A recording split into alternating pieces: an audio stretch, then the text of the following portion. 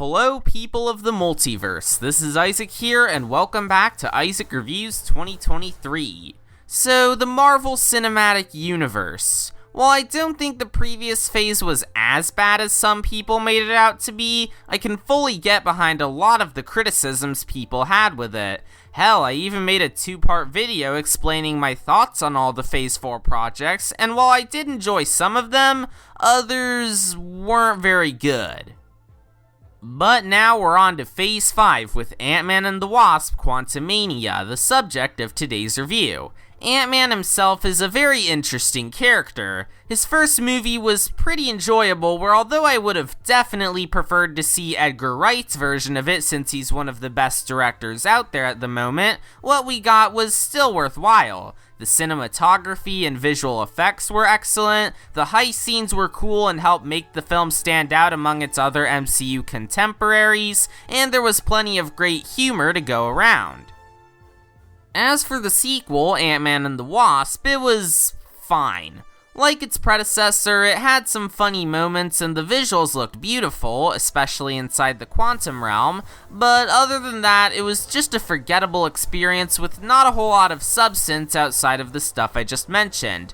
Oh yeah, and Ant-Man was also in 2 other MCU projects, and he played a very significant role in helping to save the universe in Endgame in a way that didn't involve him crawling up Thanos' ass, but yeah, those were the Ant-Man movies. So now we're on to Quantumania, the Kickstarter for Phase 5 of the MCU. After the incredibly lackluster 4th phase, I was hoping that at the very least this would be where they could finally turn things around. I mean, we thankfully have Guardians of the Galaxy Volume 3 in May, but other than that and maybe Secret Invasion, a lot of people, myself included, haven't been too optimistic about Marvel's future.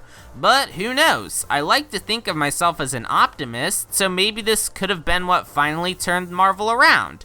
Well, it could have been that way, but it wasn't, because it sucked.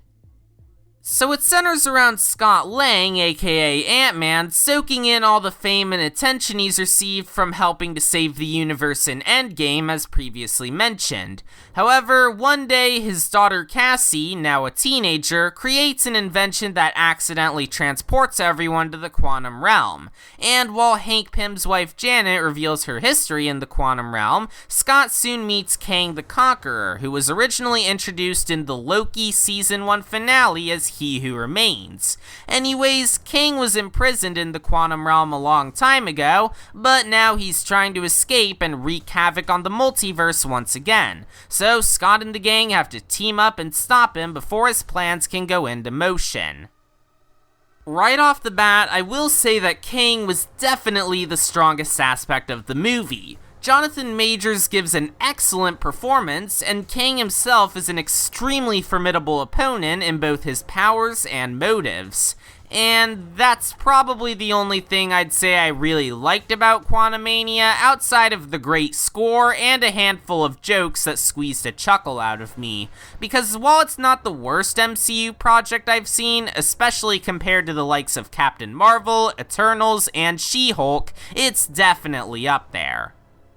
One of the main reasons why would be with the writing. It's very disjointed and doesn't feel like it knows what it wants to do with itself, coupled with some very undercooked characters. Like, outside of Kang, Bill Murray's character only shows up in like 1 scene despite getting a lot of marketing attention. Hope barely got any notable development despite being in the movie's title, and while I like the ideas presented with Cassie, in execution she was very forgettable and Catherine Newton's acting just flat out sucked.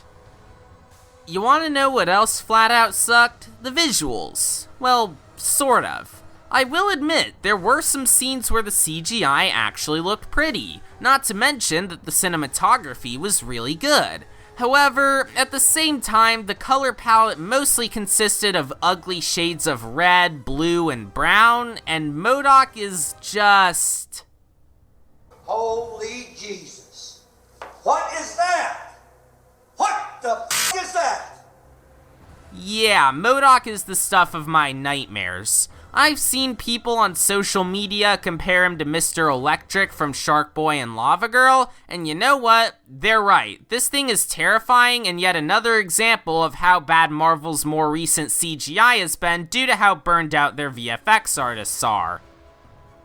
There was plenty of other stuff here I didn't like, such as the milquetoast direction, MODOK's completely sudden and unearned redemption, and the horrible editing, but otherwise I can't think of much else to talk about in terms of this movie. So in conclusion, Ant-Man and the Wasp: Quantumania is another modern MCU disappointment and a very rough start for Phase 5, where the great villain and a few cool looking scenes cannot save the disjointed writing and pacing, weak and sometimes embarrassing visuals, boring direction, and almost non-existent character development.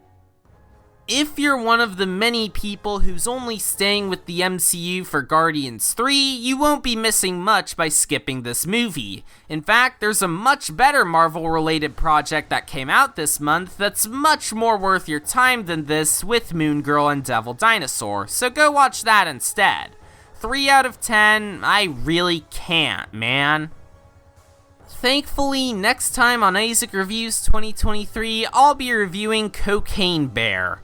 Yes, it sounds totally ridiculous, and that's why I'm absolutely pumped to see it. Plus, it's being produced by Phil Lord and Chris Miller, who are known for making ridiculous concepts work extremely well, so I should be in for a great time. Anyways, thanks for watching this episode of Isaac Reviews 2023. Be sure to like and subscribe for more content like this, and I'll see you all next time. Bye!